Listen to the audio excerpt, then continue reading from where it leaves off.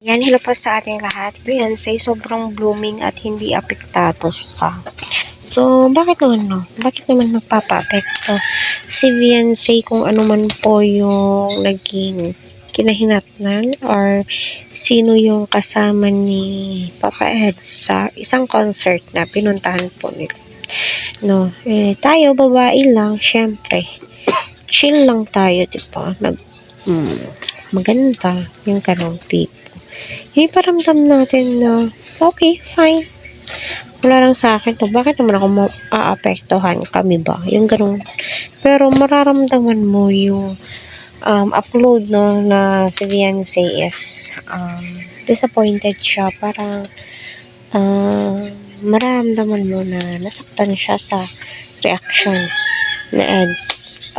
Hindi ko rin po lubos akalain na hindi din po gagawin ni Edo yun. And make the story short, ay tibay nagdadalawa din yung isip ko kung bakit ganon yung ginawa ni Eds. Pero sa ganon, let's see kung ano yung magiging flow ng ating Edsy. Siyempre, Team Edsy pa rin po ako. So, suporta pa rin po ako alang-alang kay Beyonce.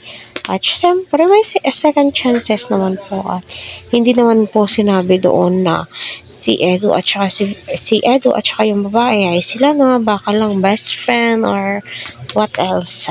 So, syempre, yung mga viewers dyan, ang mga Edsy supporters, alam na alam at iniimbestigahan kung sino talaga yung babaeng naliling kay Eds. Although di naman po nalilink, no?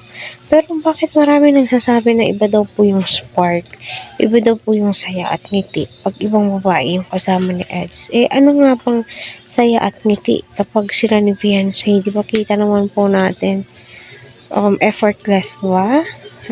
So, para sa akin, wait natin, di ba? Kung ano yung magiging agos ng Etsy. Siyempre, din naman po sa isang pagkakamali, huhusgahan na po natin. Siyempre, pakinggan po natin side by side, hindi lang yung isang side, di ba?